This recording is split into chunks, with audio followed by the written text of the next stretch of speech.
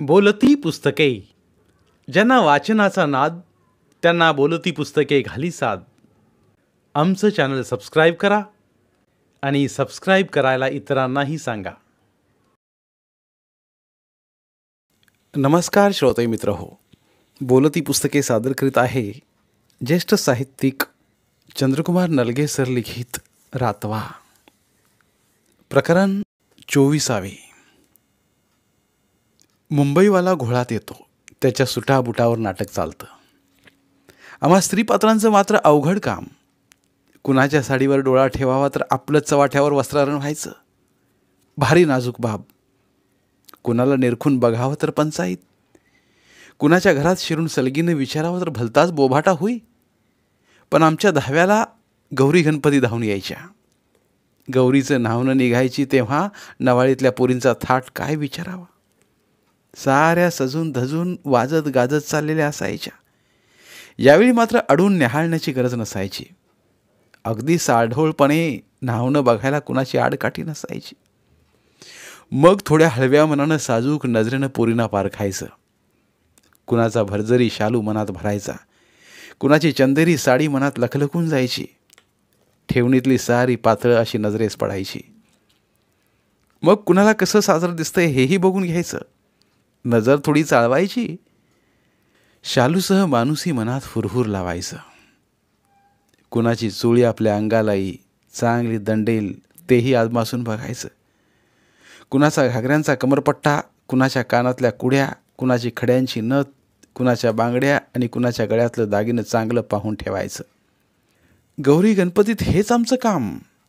अशा हेरून ठेवलेल्या मुलीच्या घरी दबकत जायचं, दबकत विचारायचं. पण कुणी जे लागेल ते साहित्य द्यायला कुरकुर नसे. उलट हौसेनं देत, कारण नाटक हे साऱ्या गावाचंच असायचं.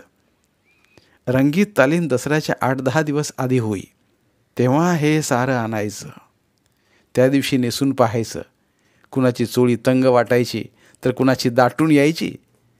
सनंगाला सनंग जमणं कठीण होतं.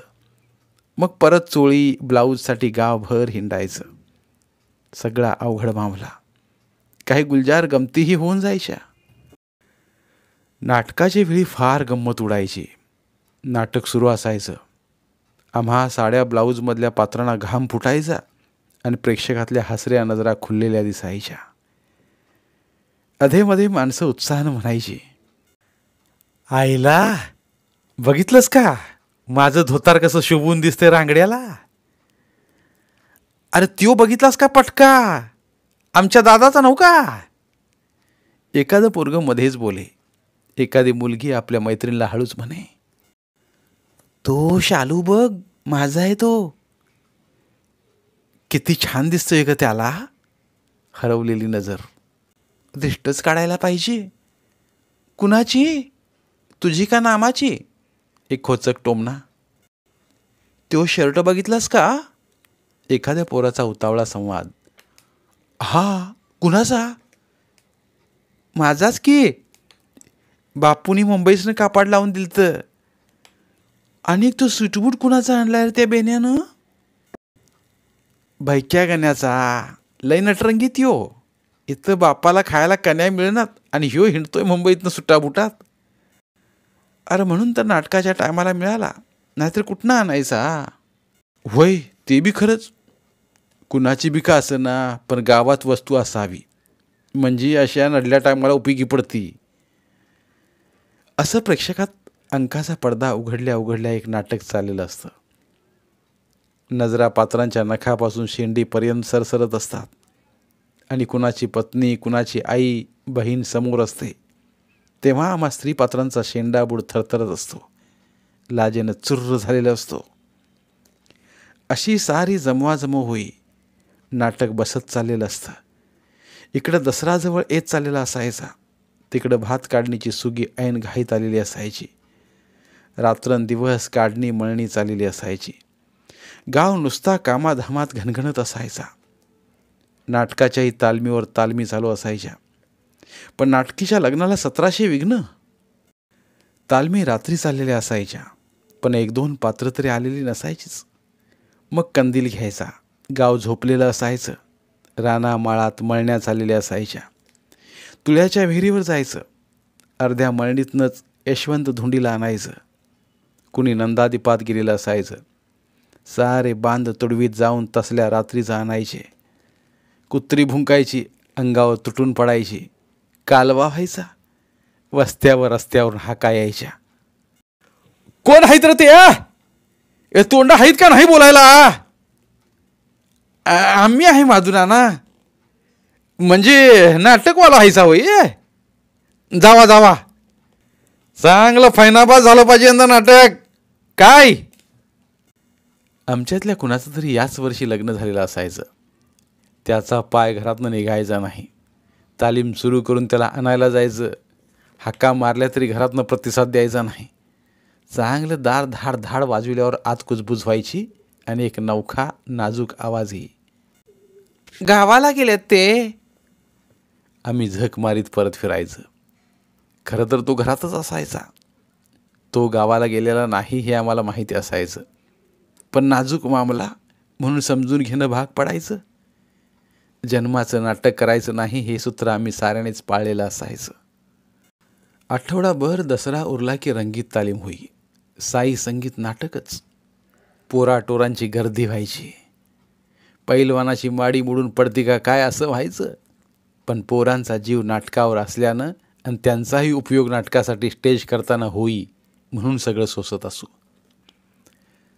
रंगीत तालीम झाली की फाळके मास्तर अशोक पाटील बोरूच्या लेखण्या काढून नाटकाचं बोर्ड लिहायला बसत. त्यांची अक्षरं तर मोत्यासारखी. केशव सावळांच्या मार्गदर्शनाखाली बोर्ड ड्रॉइंग पेपरवर तयार होत. ते बोर्ड गावच्या तराळाकडे देत. तराळ ते बोर्ड खांद्यावर उभे धरी आणि अवतीभोवतीच्या बाजारातून फिरवून आणे. रविवारचा बाजार बिळाशीचा, मंगळवारचा सरूडचा, बुधवारी कोकरूडचा, गुरुवारी चरणाचा, पार आळ्यापर्यंत बोर्ड फिरवला जाई. त्या काळी अशीच पद्धत होती.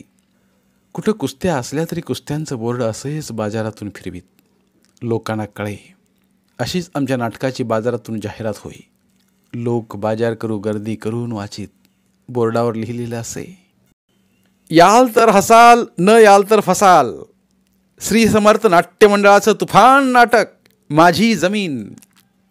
स्त्री भूमिकेत सौंदर्याचा सम्राट नामदेव नलगे. हसता हसता पुरेवाट करणारा बेफाम विनोदाचा बादशहा गणपा वकील. खून आणि रक्ताचा सडा पाहायला विसरू नका. दसऱ्याच्या नाटकाचा गवगवा झालेला असायचा. साऱ्यांनाच उत्सुकता असायची. त्यावेळी सबंध वर्षाकाठी त्या भागात एवढाच विरुंगुळा. इन मीन तेवढं हे नाटकच. त्यामुळं पंचक्रोशीत उत्साह असायचा. दसऱ्याच्या नाटकासाठी काढण्या आठवीत, मळण्या उरकून घेत निवांतपणानं 7 गावाच्या सीमेवर असलेल्या साताळीच्या जत्रेला जाता यावं आणि झकासपैकी भेडस गावच्या पोरांनी बसवलेलं नाटक बघायची ही साऱ्यांची अटकळ. दसऱ्याच्या आदल्या दिवशीच नाटकाचं स्टेज चावडीसमोर उभं केलं जाई. कळकाचं बेटवाले शेतकरी एक एक कळक देत. कुणी दुकानदार काथ्या, सुतळ्या, दोरा पुरवी. सुतार, लोहार उपयोगी पडत. शाळेचे मास्तर मुलांचे बसायचे लाकडी पाट स्टेजवर अंथरण्यासाठी मुलांकडून पाठवून देत. कापड दुकानदार नाही तर शिंपी विंगेसाठी कापड देत. टेलर फाटलेले पडदे टाके घालून देत. नाटकातल्या कापडांना इस्त्री करायची. पोराटोरांची तर हे आण ते आण यासाठी गावभर नुसती धावाधाव. कुणाच्या दाढीमिशा कोरण्यासाठी तर कुणाच्या दाढीमिशा सपाचाट करण्यासाठी न्हाव्याला तर पकड वॉरंट काढलेलं असायचं. सगळ्या घरादारांचा, वाड्या हुंड्यांचा, रानशिवारांचा, डोंगर कणगारांचा श्वास नाटकाचाच चाललेला असायचा. दसऱ्याचा दिवस अत्यंत उत्साहानं उगवायचा. देवाची पालखी निघायची. सासनकाठी बाणाने डुलत जायची. रंगीबेरंगी कापडांची जत्रा साताळी देवीच्या डोंगर वाटेला लागायची. आमच्या नाटकाचा बोर्डही देवीच्या जत्रेतून फिरायचा. घामानं निथळलेल्या नजरांना संध्याकाळचं नाटक गारवा द्यायचं. 12 गावची जत्रा लवकर परतू लागायची. दुपारी नाटकाचं स्टेज रंगीबेरंगी पडद्याने सजायचं. माणसं सुशोभित स्टेजजवळ रेंगाळायची. अंकाचा भला मोठा रेशमी जरीकाठ झालरीचा निळा पडदा हलत राहायचा आणि माणसांची अंतकर्ण संध्याकाळच्या नाटकासाठी उतावीळ व्हायची. आम्हा पात्रांची तर कोण धांदल. जेवण वेळ झालेली असे. गावातल्या गल्ली बोळातून गर्दी लोटे. अवतीभोवतीच्या गावची माणसं कंदिलाच्या उजेडानं 12 वाटांनी गावात शिरत. मुलं बाळं, म्हातारी कोतारी, तरणी तटियांची रांग लागे. गॅसच्या बत्त्या जळत असत. त्या प्रकाशात माणसांची गजगज चाले. मोठ्यांचं फुरसतीचं बोलणं, पुराणी एकमेकाला मारल्या गर्दीतल्या हाका, पुरीबाळींची उत्सुक कुजबूज, लिकरूवाळ्या बाया माणसांचा रडणाऱ्या पोरांना समजावणं, सगळा वाढता गलबला. एकच कलकलाट ऐकूही. पात्र रंगत, बाहेरच्या अनावर शिट्या उसळत, माणसांचा अधीरा गलबलाट होई आणि त्याच वेळी तिसरी घंटा होई. रंगमंचावर नांदी सुरू होई. पडद्या आड चाललेली नांदी ऐकून समोरचा गलका शांत होत जाई. नांदी संपे, अंकाचा पडदा बाजूला सरे. टाळ्यांचा प्रचंड कडकडाट होई. वर्षभराचा सारा शिन त्यातून उसळून बाहेर पडत जाई. शिट्यांचे आवाज घुमत, रडणारी पोरं थांबत आणि कुणाच्या बंडीनं, कुणाच्या धोत्रानं, कुणाच्या कत्तई पटक्यानं, कुणाच्या चुळीनं, कुणाच्या बांगड्याने आणि कुणाच्या शालूनं तर कुणाच्या नजरांनी नाटक रंगत रंगत जाई. पहिल्यांदा मला भीती वाटली. साडी आवरता आवरता तारांबळ झाली. चुळीनं अंग बांधल्यासारखं झालं. नथ सांभाळता सांभाळता अवघड वाटलं. साऱ्या अंगाला दरदरून घाम आला. समोर बसलेली माणसांची खचाखच गर्दी बघून दरदरून घाम फुटला. पहिलं वाक्य तर तोंडातून फुटता फुटेना, पण मला बघूनच प्रेक्षकांनी शिट्यांचा आणि टाळ्यांचा गजर केला. मला थोडं बरं वाटलं, सावरलो. मग नटत मुरडत बघ्यांची काळजं जिंकली. क्षणभर मनातल्या मनात गोंधळलोही. आईला काय वाटेल? आमच्या वर्गातले मुलांना काय वाटेल? उद्या कसं जायचं त्यांच्यासमोर? अशा विचारांनी घाबरं सुटलं. पण नाटकाशी एकरूप होताना हे घाबरे पण सुटत गेलं. बाईपणात कुठेच उन्हा पडलो नाही मी.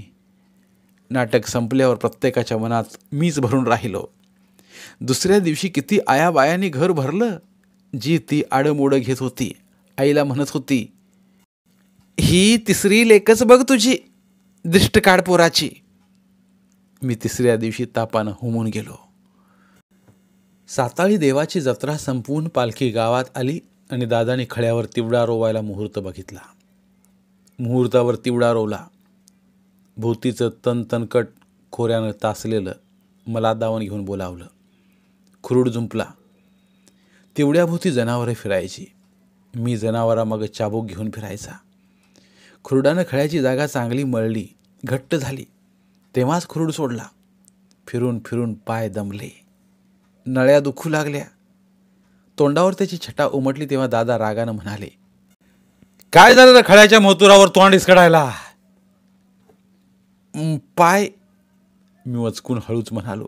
तेवढ्यात दादा म्हणाले, सगळ्या जगामुळं हिजड्यासारखं नाचताना कुठं पाय दुखलं नाहीत ते? हा, भडवा नाटकात कामं करून दाखवतोय, इथं काम करताना तोंड का हागाय जातंय? मग पुन्हा त्या नाटकाचं नाव काढलास तर माझ्या इतका कोण वाईट नाही. जगानं एक लाज सोडली म्हणून तू बी सोडतोस होय रे? हे शिकून शान लई अक्कल आली काय? ती शाळा सोड आणि कुठंतरी नोकरी धर, त्या लोळ्या मास्तरासारखी. दादानी मनात धुमसत असला नाटकातल्या कामाचा राग असा व्यक्त केला. दादांना असलं काय आवडत नसे. मोकळं फिरणारं, फुकटच्या गप्पा मारणारं, उगाच बडेजावी मारणारं माणूस आवडत नसे. तोच राग त्यांचा माझ्यावर होता. शिवाय आत्ता कुठंतरी नोकरी धरावी, घराला 4 पैशांची मदत करावी अशी भावना वाढत होती. हाताखाली आलेली पोरं दूर होताना त्यांना सहन होत नसे. अण्णा तो तसा गेला, आबानं बाल्या दिला आणि मी असा फुकटचा वाया चाललेलो, हे त्यांना सलत होतं. कामाला माणसं हवीत म्हणून दादाने आनंदाला शाळेतून काढला, मसरांच्या मागं लावला. योग धन लावतोय शिकून, तसं हेही पोरगं वाया जाऊ नये म्हणून दादाने आनंदाची शाळा मध्येच बंद केली. खरं तर आनंदा 4-5 महिने शाळेला गेला. तो हुशार होता, माझ्यापेक्षा चुणचुणीत होता. गाळीतल्या वर्गात त्याला फाळके गुरुजींनी सेक्रेटरीज केला होता. फाळके गुरुजींना त्याचं तरतरीत पण आवडलं होतं. ते मला म्हणाले होते, तुझा भाऊ तुझ्यापेक्षा काकणभर हुशारच आहे. हुशारी तुला तो पुढं डाळणार. आनंदाला वर्गातलं सगळं तोंडपाठ होतं. पहिलीचं पुस्तक वाचता न येताच तो या पानापासून शेवटच्या पानापर्यंत म्हणून दाखवी. तरारणारा शेंडा शेरडानं करकंडावा तसं दादांनी त्याची शाळा खोडून टाकली. कातवाडाच्या मुहूर्तावर दादांनी भाताची एक यांग कापली आणि भात काढणीचा मुहूर्त केला. शेतकऱ्याला काढणी मळणीत पेरणीत माणसं लागतील तेवढी पुरेच असे. ज्याच्या कोतीप्रमाणे सुगीत कामधाम असतं. आनंदानं मसरं सांभाळायची. आईपासून साऱ्याने भात कापायचं. माझी तर शाळा बंदच. दादाने आधीच लोहाराकडनं लहान मोठं विळं पाजळून आणलं होतं. माझ्यासाठी दात्र्या लावलं खुरपं तयार ठेवलं होतं. नांगरांच्या फळाला वळसून आणला होता. आपल्यासाठीने आप्पा तात्यासाठी भलं मोठं विळं धार लावून आणलं होतं. साऱ्याने आटपून आपापल्या पातावर जायचं. आईनं जेवण पाणी करून लवकर रान गाठायचं आणि भात काढण्याला सुरुवात करायची. असं रात्रीच दादांनी साऱ्यांना बजावलं होतं. साऱ्यांच्या पाता पुढं जायच्या. मी मागं राहायचा. भाताची मूठ पेलत नसे.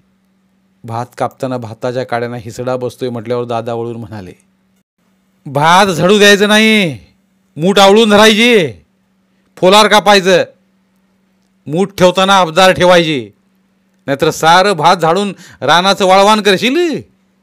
सांगून ठेवतोय. खुरप्यावर ध्यान ठेवायचं. काय म्हणतोय. दादांचा राग त्यांच्या नजरेतूनही कळत होता. त्यांच्याकडे बघत बघतच खुरपं मूठ कापताना हातावर आलं. अंगठ्याजवळ बोटाला चर्र झालं. झटकन रक्त आलं. दादा ते बघून रागावतील म्हणून गडबडनं हात पुसू लागलो. खालचा चिखल घेतला आणि आपल्या जागी थापला. माझ्या कापण्याचा आवाज येईना म्हणून दादाने मुरडून बघितलं. चटकन त्यांच्या ध्यानात माझी लफवाछपवी आली. रागानं म्हणाले, घेतलास कापून, बरा केलास, चांगला नाट लावलास ना म्हणालाच. थाप चिखल आणि लाग कापणीला. ऊन कडाडलंय, दुपारच्याला वळीव येईल, हात हलवा सारे. आईनं माझ्याकडे बघितलं. तिच्या डोळ्यात कणव भरून आली होती. तिनं उन्हाच्या झटक्यापासून वाचावं म्हणून डोक्यावर घेतलेली फडक्याची घडी घेतली. त्याची एक काठाळी फाडली. माझ्याकडे गुपचूप टाकली. डोळ्यानं खुणावून बांधायला सांगितली. मी ती काठाळी बोटाला बांधली. पातला लागलो. उन्हानं उकडत होतं. अंग भरून घाम पाजरत होता.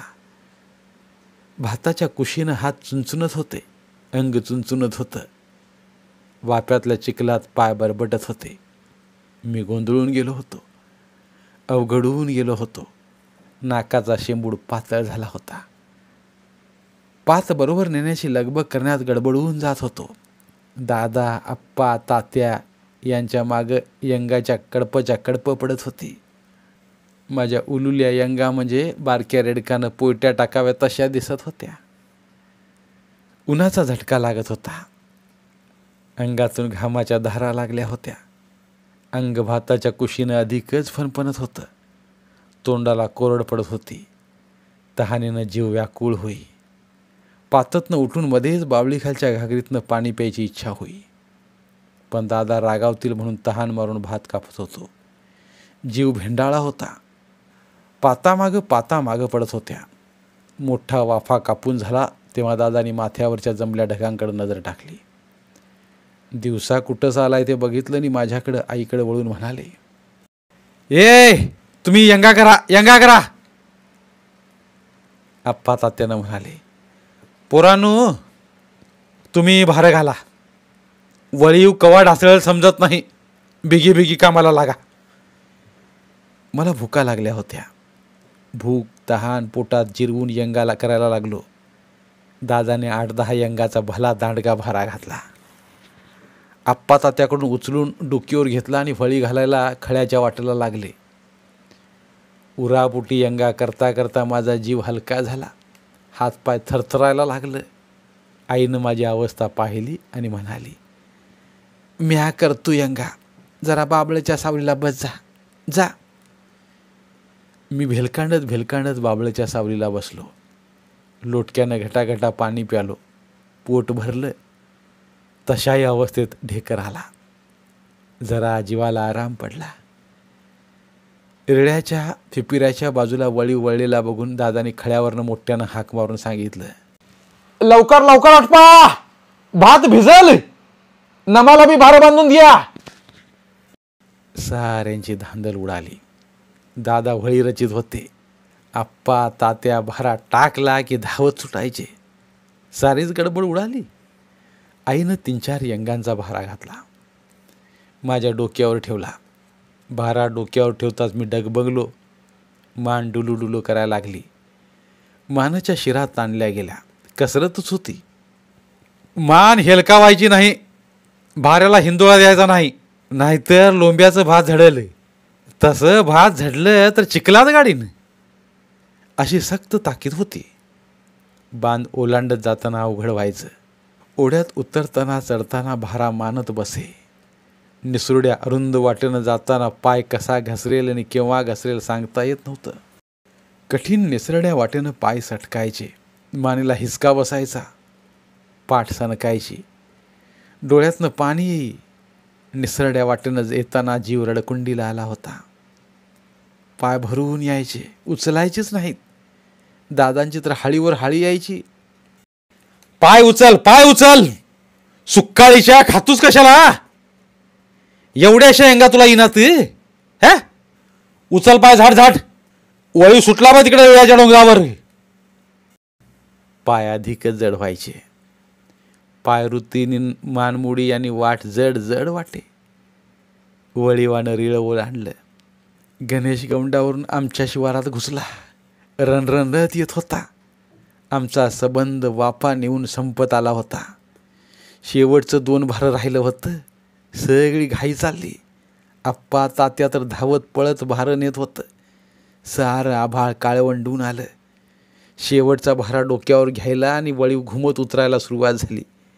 मी ओढ्यात उतरत्या घसरड्यावरून पाय सटाकला. भारा अंगावर घेऊन 4 मुंड्या चित्त झालो. भारा छातीत बसला होता. पडताना आईनं पाहिलं आणि मोठ्यानं वरडली, पोरगं मेलं, माझं पोरगं मेलं, पळा पळा. दादाने वळीवरनं बघितलं. वाऱ्यासारखं धावत सुटलं. छातीवरचा भारा बाजूला केला. मला उठवलं. दात ओठ खात म्हणाले, एवढं आवडता आलं नाही वैर, हा, रेड्यावानी पडलास ते, आणि पडायला काळ येळ आहे का नाही, चल. दादाने भारा घेतला. खळ्याकडं पळायला लागलं. वळवाची जोरदार रपरप सुरू झाली. पळत खळ्यावरच्या खोपीत शिरलो. छातीत भारा बसल्यानं छाती दुखू लागली. 3ऱ्या दिवशीपासून मळणी सुरू झाली. काढणी मळणीचा नुसता धनका उडाला. दिवसभर भात काढायचं. पहाटेची मळणी घालायची. घात आल्यावर पेरणीही सुरू झाली. एकाच वेळी काढणी, मळणी आणि जुंधळा हरभऱ्याची पेरणी याचा एकाच वेळी घायटा उडाला. जरासुद्धा दम नव्हता. आई खळ्यातलं वाळवान बघी, पिंजार हलवी. आप्पा तात्या भात काढीत. दादा औद्धरी आणि मी नांगरीच्या तासामागनं जुंधळ्याचं बी पेरीत ढेकळातनं चालत राही. पहाटे मळणी हाणताना तेवढ्याभोवती फिरत राहायचं.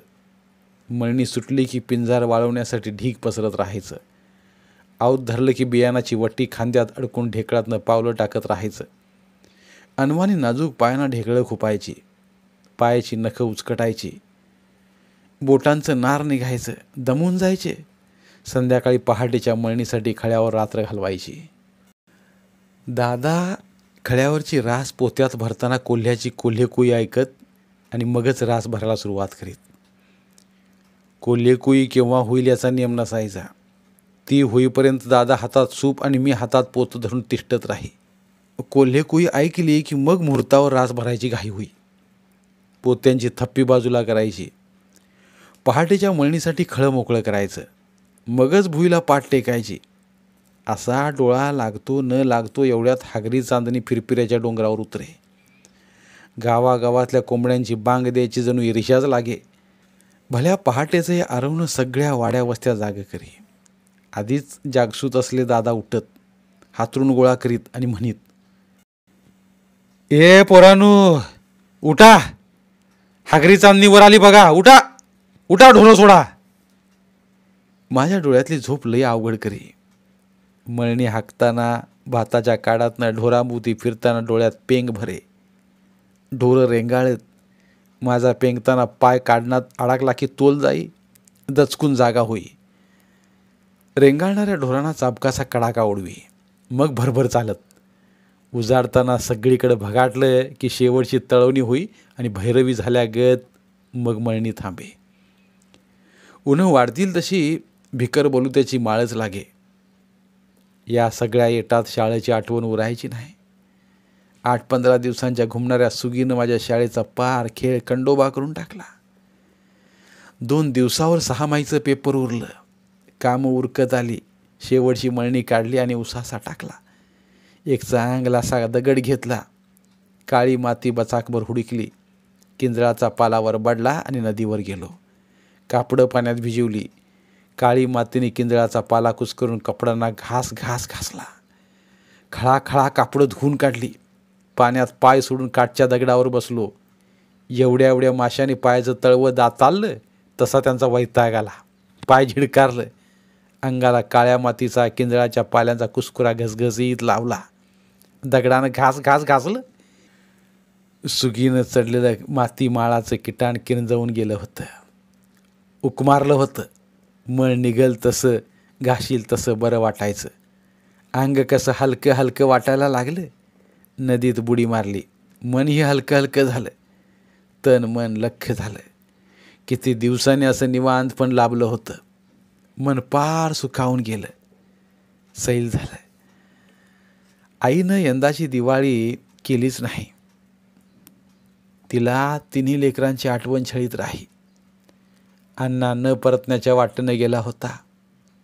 आबा गेल्याची वाट सापडत नव्हती. चिमुरड्या अक्काताईचं जाणं सगळ्यांच्या जीवाला चटका लावून गेलेलं. आईच्या डोळ्यांचं पाणी खळत नव्हतं. अक्काताईच्या आठवणीनं रोजचा दिवस उगवे. तिच्या आठवणीतच मावळे. तिच्यासाठी सोप्यात बांधलेला झोपाळा दुमडून तसाच अडकवून ठेवला होता.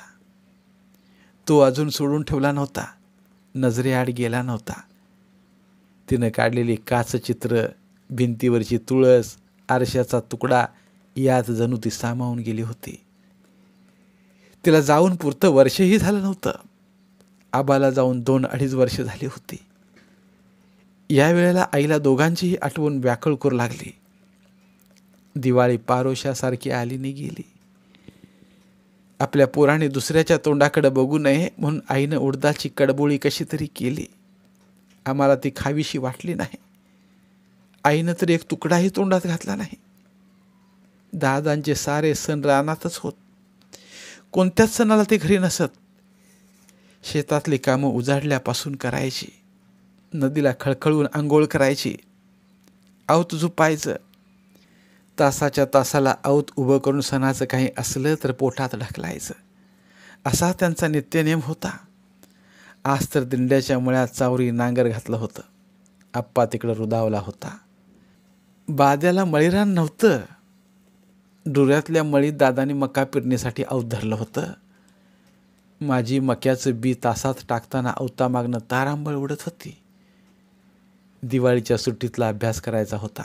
गणितं सोडवायची होती. इतिहास भूगोलाची प्रश्न उत्तरं लिहायची होती.